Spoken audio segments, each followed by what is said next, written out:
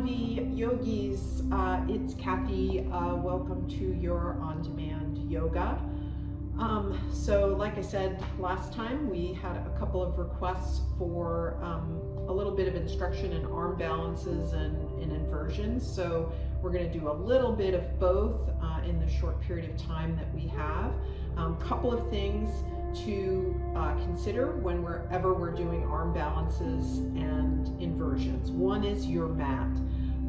You want to have a nice thick mat. So if you have sort of a cheapy, very thin mat, it's gonna, I think, put more pressure on your wrists, on your head, on the various parts of our body that we're holding the rest of our body up with. I actually do have a very thin mat, but because I'm on a rug, it feels a little bit better to me, but a thicker mat is for sure better, especially if you're going to attempt any kind of headstand. Number two, we always want to warm up before we do any kind of arm balance. We want to warm up our wrists, warm up our backs, warm up our cores, a lot of core work with any kind of balance. So we're going to do a little bit of that. And then there's what I think of as the 2 F's. You want to have fun.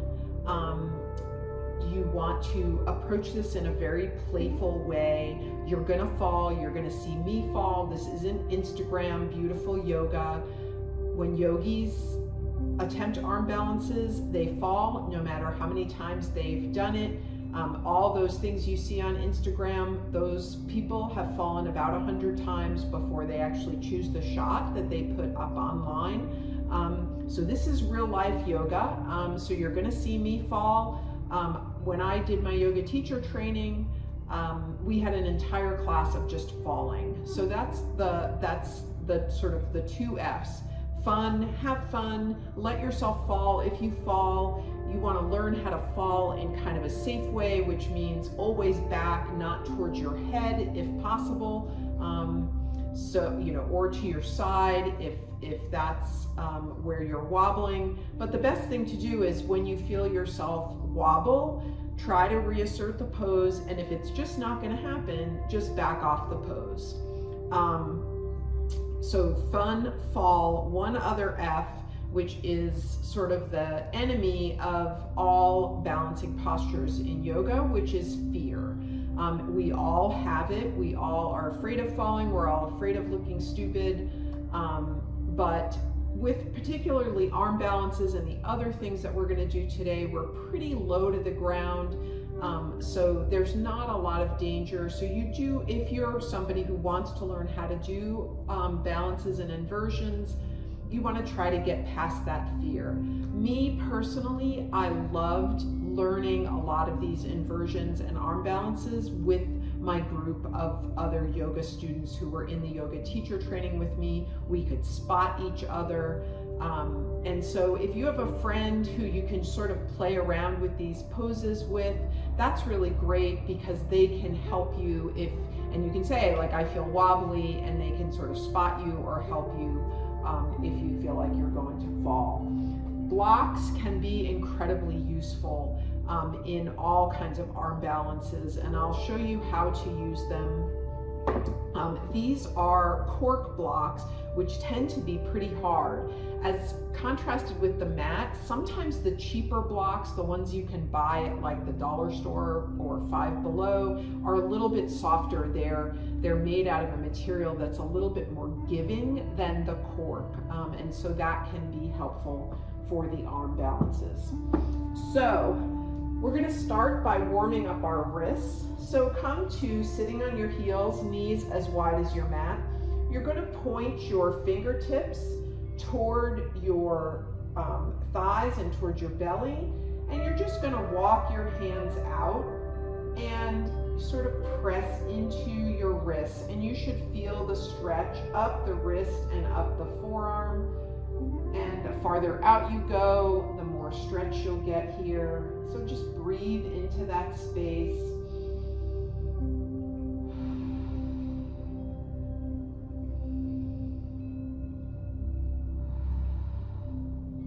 And then just sort of shake them out.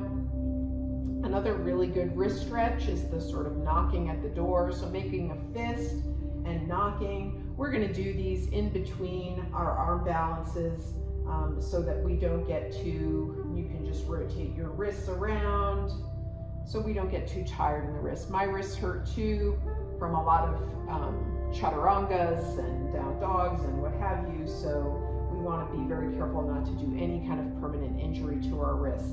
If you are in your arm balance and you're feeling pain in your wrist, get right out of it and stop. Take it from me, I was in a yoga class where we were held in crow pose for a very long time, Bakasana. I felt some tension in my wrist, I felt a little bit of pain, and I was like, no, I'm gonna grit through it.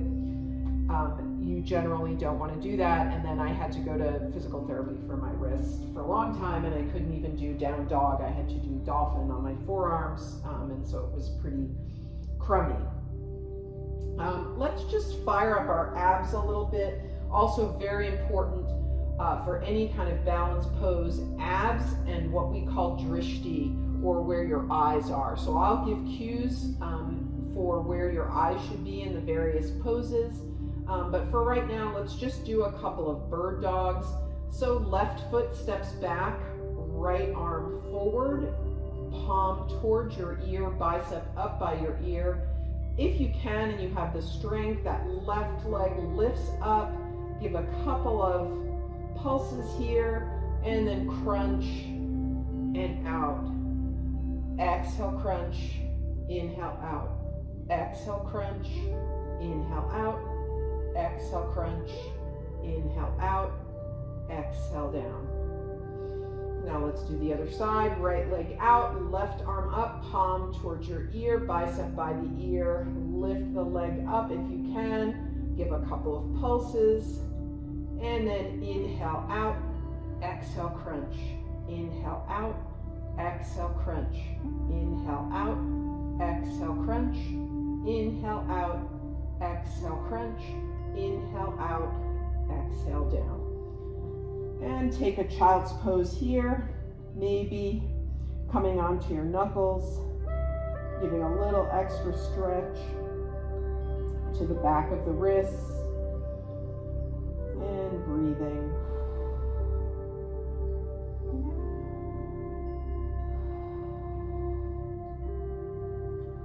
Alrighty, so for all your arm balances, one of the most important things to learn is your chaturanga arms, right? So here's your high plank. Chaturanga arms, your elbows are in tight and your elbows are bent. This is the up dog, and then I'm just gonna go back. So that bend in your arms is what gives you the shelf on which you're going to rest your legs in your arm balances. So we're gonna start with Bakasana Crow. That's one of the most basic arm balances in yoga. If you're new to it, I recommend you put a block underneath where your head would be, just so if you do fall forward, you have a block there.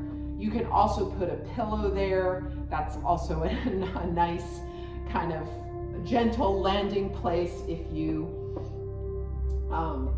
fall. So a lot of people come into Malasana, yogi squat, to get into crow. So yogi squat is like a sumo squat. Your heels are on the mat, your toes are off, your legs are at an angle, and your elbows come into the inner thigh. And then from here, put your hands directly underneath your shoulders, and you're gonna move your legs in, and you're gonna bend your elbows, and you want your knees to be tucked into close to your armpits. So if you have to rock a little bit for that to happen, then do it.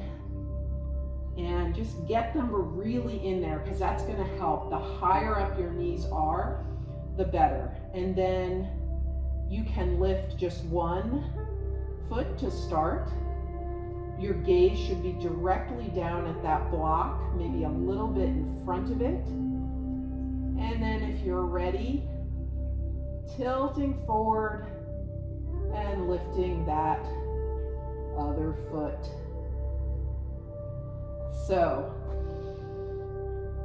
If you are just beginning, really start with that rock. And it might be a little tough on your triceps at first because your knees are kind of digging into them. But one leg is the starter position, and then you sort of play with getting that other foot off. And I promise you, so I'm going to talk and you guys can play around with this pose while I stretch my wrists. You know, you might start out where you can only lift that second leg for a second or two, and as you practice, you will get better and better. So we're gonna switch off. We're gonna do one more arm balance, but we're gonna switch off so that we get off our wrists for a little bit and do a basic inversion. So basic inversion, right? We've done this in class if you've watched my videos before. This is called waterfall. Your body is at an L, your legs are up to the ceiling, your feet are up to the ceiling, and your hands are by your side, or if you need the support, grabbing your hamstrings, or you can also put the hands underneath the butt cheeks to give you some support there. Now, if you want to take your inversion to the next level, we can do shoulder stand. So shoulder stand, you're going to rock forward and back with your legs, and then you're going to plant your elbows into the mat, and your hands are going to come to the small of your back. So your wrists are kind of at your waist at the back, and your fingers are pointing up. Now, a lot of people stay here in shoulder stand. That's incorrect, and it's easier. What you want to do in shoulder stand is get your feet coming straight out, like where your waist is. You're nice and straight. You can feel the pressure on your elbows and your forearms. And from here, you can bring your legs over your head and come into plow. Now, in plow, ideally, your toenails are on the mat and your legs are straight. If that's the case, you can remove your arms from your lower back, clasp your hands, and put them to the mat and just stay here and plow. It's an amazing lower back stretch. From plow, we can go into ear pressure pose. So bending the knees so that the knees are on either side of the ear. So right knee by right ear, left knee by left ear, toes are together. If you would like to go a little extra here, you can bind. So bring your right hand across the back of your knees, and your left hand grabs your right elbow, and you pull everything in. Now to come out, most people should bring hands to the small of their back and just lower one vertebrae at a time. If you want the ab challenge, you can remove your hands from your lower back, bring your knees towards your face, and then lower, sucking your belly button to your spine. Lower nice and slowly. Woo. And then bring your feet to the ground and rock from side to side.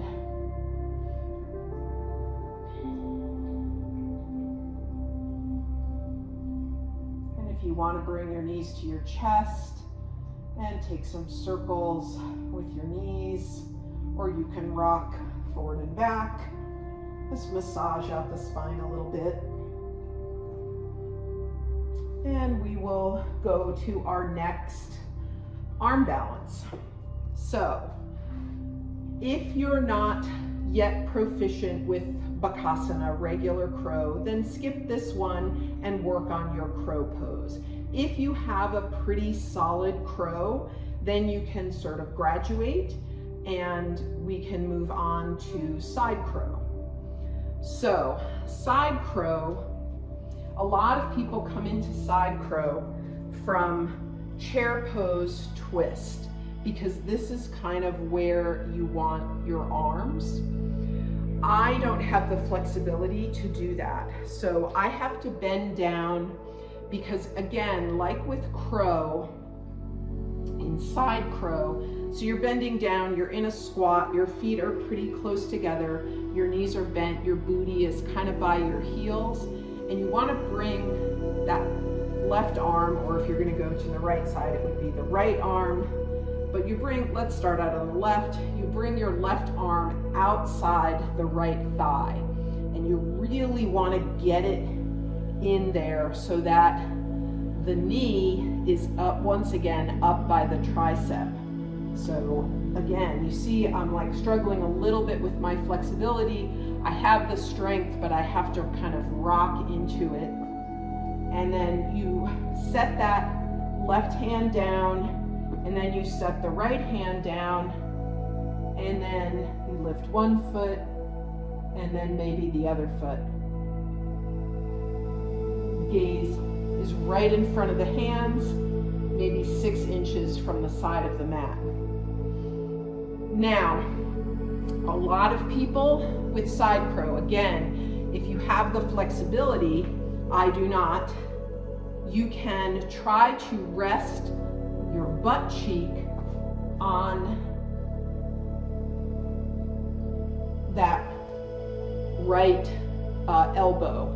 I can't do that, my back just won't turn that way, but that's how a lot of people starting out get the strength to work up to a full side crow. Full side crow, your butt is flying. The only thing on the ground is your 2 hands, and you have the one thigh on the one tricep. So if you want to play around with that, play around with getting into side crow, however you can do that. Give it a couple of tries.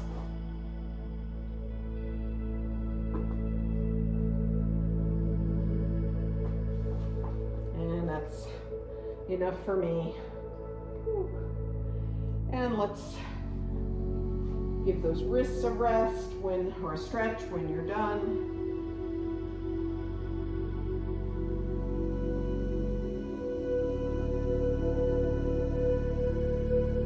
The thing about side crow, and you can see I can't hold side crow for that long, but I am working on it. Now that I have the position, my next step is to work on holding it for longer. Once you have side crow, you can have almost any arm balance. So it's really handy to have that level of strength in side crow. Worth practicing if you want to do all those other cool poses and arm inversions, arm balances. All right, so we'll take one last inversion. We'll step up from our shoulder stand. So we'll try tripod headstand. Now we did a version of this last time. We'll start with the modification version, which is what I did the last time, and then I'll show you the more advanced version. So planting your hands, they're about 1 inch in from your mat and they're in front of your knees. Head comes to the ground. You have that chaturanga arms there. And then you're gonna just walk your knees towards your hands. And maybe you raise one toe, maybe you raise the other toe. Now from here, you can suck your belly in I told you I was gonna fall, but I can do this, I promise you.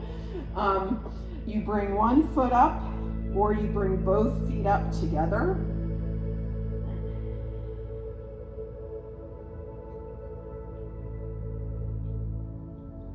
Sucking that belly in.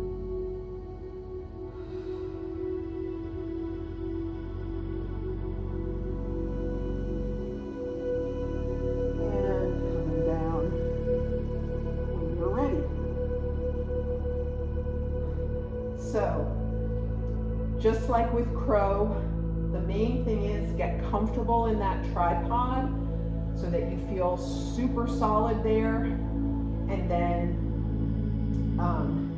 you can graduate to lifting your legs up. Now, the more advanced version of that tripod headstand we come into from a straddle. So come into your nice wide-legged straddle. Your heels and your toes are right in line. It'll be a half a miracle if I can do this, but we're gonna give it a try because we always are here for yoga. Say yes to your postures. So here we are in our straddle, hands on our hips, and we're gonna hinge forward from the waist. And our arms and our hands are going to come down a little bit below our face, behind our face. And then if we can, and you can only do headstand from this position, if you can get low enough in this posture to bring your head to the ground.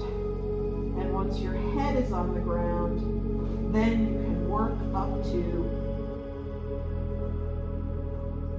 lifting your legs in a V and coming up to your headstand from that position.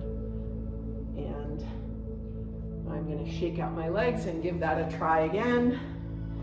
It's a lot of core. It's a lot of glute. Really felt it in my glutes that time. So let's play around with it. If you can, get your head down. Give it a couple of tries, not too many. You don't want to be too hard on your neck. So if you're having any neck pain, absolutely avoid this posture.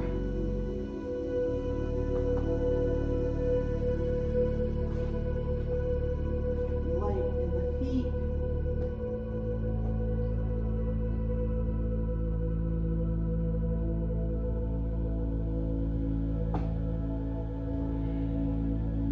Well, I got it for 1 second. So there we are. Those are sort of your basic arm balances and inversions. I recommend, so especially with headstand or handstand, which is sort of one step beyond headstand, it's really helpful to have a partner. They can stand right in front of you, sort of functioning essentially as a human wall, except they're like a nice person. So they can help pull your legs up or help pull your legs up that way, and just sort of gird you until you get that feeling of having balanced. And once you have, it's sort of a funny thing, like once you have the feeling and you do it once, then you can sort of pop into it pretty easily. So let's take some stretches to accommodate for our inversions. We'll take a seated forward fold, so legs straight out in front of you, nice hard flex in the feet.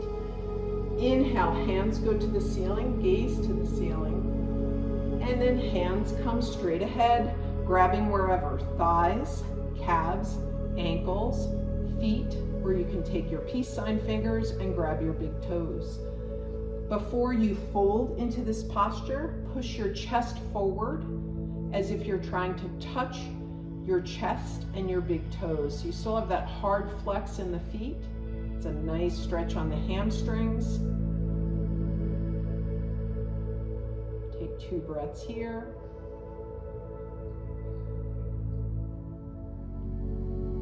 And then you can make it restorative. by putting your nose to your knees.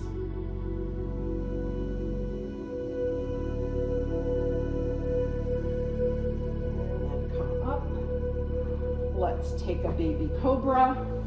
So forearms on the ground, pelvis on the ground, elbows right underneath the shoulder blades. Forearms and hands are making an 11. Toes are close together. They don't need to touch. They're about hips width distance apart. Push into the pointy part of the elbow. Push the chest forward. Push the shoulders back. And push the pelvis into the mat. Get a nice stretch in the lower back and probably some in the abs as well. And if you want to turn your head to the right, chin to chest, left, especially if you did a couple of headstands. That can be a little bit rough on the neck, so give it some love. And then coming into your tabletop position and bringing your right foot forward outside your right hand, toe heeling the right foot across the mat, and then bringing that leg down. So right top of the foot, shin and knee are on the mat. Right knee is on the right side of the mat. Right toes are on the left side of the mat. And you're going to scooch that left leg back, toenails down for pigeon. Now, from this pigeon, bring your right hand into the center of the mat, directly in front of your right shin. Bend your left knee, and if you can, reach back for that left foot. If you cannot reach the left foot, keep both hands down and just bend and straighten that foot. But if you have the ability to grab it, you can get a nice quad stretch here by pulling the heel to the butt cheek. And if you've turned around to grab it, just go straight ahead with your chest and your gaze.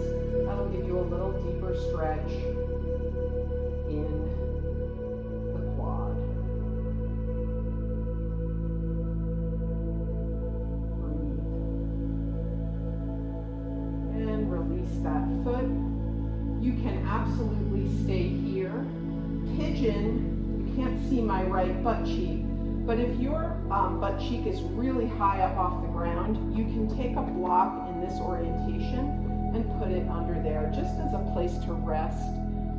There's a lot of ways to use blocks in pigeon. So you can stay up on your hands. You can go down on your forearms for a little bit more. Full supine pigeon is Superman arms out and forehead to the mat. So we're going to take 5 breaths in pigeon to sort of loosen up our glutes after all that core work. So just go where you're comfortable going, and you can stay for 5 breaths. So you don't want to be in a super intense stretch for that period of time. If you are almost at the point where you can do your Superman arms but not quite, it can sometimes be helpful to put a block in the second orientation. So this is 1, this is 2, this is 3. In the second orientation, sort of right between your boobs by your sternum, and just release onto that block. Gives you a little bit of height. You can still get the benefit of the pose. It's a little more intense than just the forearms. So it's another sort of intermediate modification. All right, wherever you are, we start our 5 breaths now. Inhale. Exhale. Breathe into that right glute. Inhale. Exhale. Inhale. Exhale. Try to control your breathing. Ujjayi breathing. Exhale. Last one. Inhale. Exhale. Coming out of pigeon, Nice and slow. Maybe you come to your forearms first. Roll over to that right side. Bring your legs out in front of you and give them a wiggle. Give them a shimmy. Get some blood flowing. And give yourself some snacks. Get some blood flowing in the legs before we move to the other side. So back to your tabletop position. Left leg comes forward outside the left hand. And then left foot, toe heels across the mat until the left foot is all the way over on the right side. And then you bring the whole leg down. So shin down, top of the foot down, knee down. So left knee is on the left side of the mat, left foot is on the right side of the mat, and then that right foot scooches back. Now left hand coming into the center of the mat directly in front of the left shin. Right leg reaches back for that right foot. If you can't reach it, just do some nice dynamic quad stretching, working toward the flexibility of being able to grab. And then pull that right heel toward the right butt cheek. If you turned your body to grab the foot, bring it back to center. Gaze straight ahead, chest straight ahead. Inhale, exhale. Inhale, exhale. Inhale, exhale, pull. Inhale. Exhale, release without boomeranging. Now, you can stay in this upright pigeon if you like. You can come down to your forearms, or you can do your full Superman arms in pigeon, or you can have that block in between right by your sternum. Block on the head also sometimes works in various orientations, 1 or 2. If your booty is way up off the ground, you can stick a block underneath your booty, making this a slightly more, less intense pose. Totally up to you, but go where you can go for 5 breaths. Inhale, exhale, inhale. Exhale, my mat has cat hair on it. Goodness, it's not conducive to Ujjayi breathing.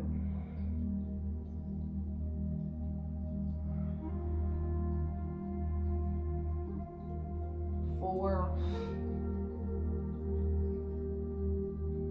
5. Inhale, walk out of the pose, nice and easy. Come rolling to your left side. Bring that right leg around, bring the legs out and give them a shimmy. Give yourself some pats. So we stretch the quads, the hams, the glutes, and the core. So let's bring our knees to our chest and rock side to side. Let's bring our feet to the ground and windshield wiper. Really giving yourself a nice twist here.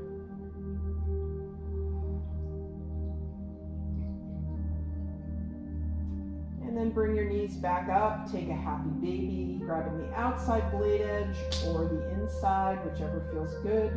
Soles of the feet toward the ceiling, knees are bent. Rocking or stillness here in this lovely happy baby.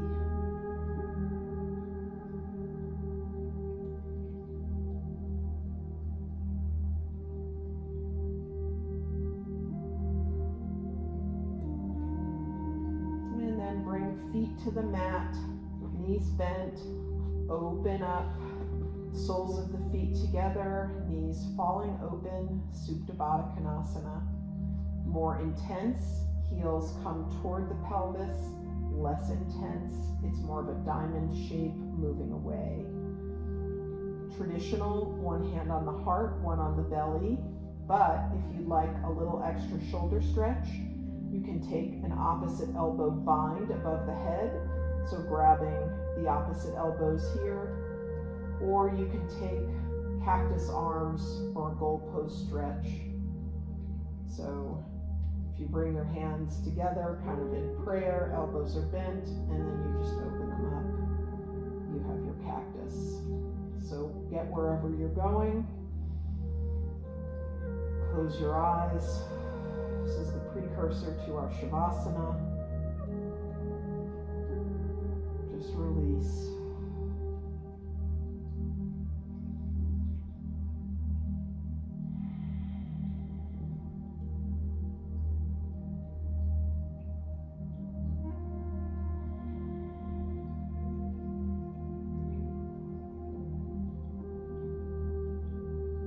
One last inhale and exhale.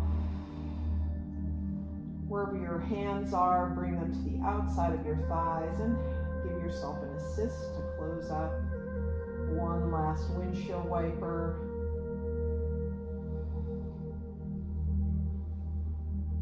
And then straighten out your legs. Let your feet flop open. Feet on opposite sides of the mat, taking up as much space as you need. Hands can be on the heart and belly, both on the belly, by your side, palms up, palms down, anywhere that feels good. This is Shavasana, make it feel good. Close your eyes and get heavy, as if someone is putting a weighted blanket on you. Can you imagine that? Just this big old blanket. It's weighty, but it's not hot. It's just so comfortable. It's just giving you that feeling of security and safety.